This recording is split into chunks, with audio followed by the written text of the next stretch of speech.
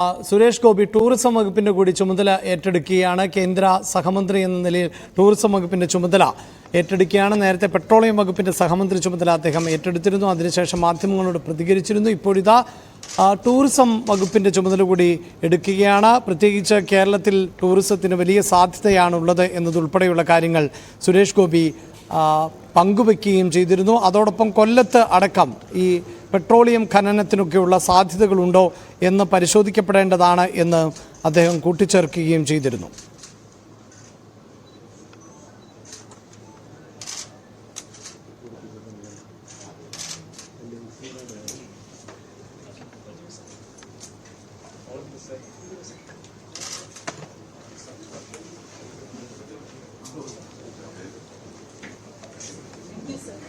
Welcome once again.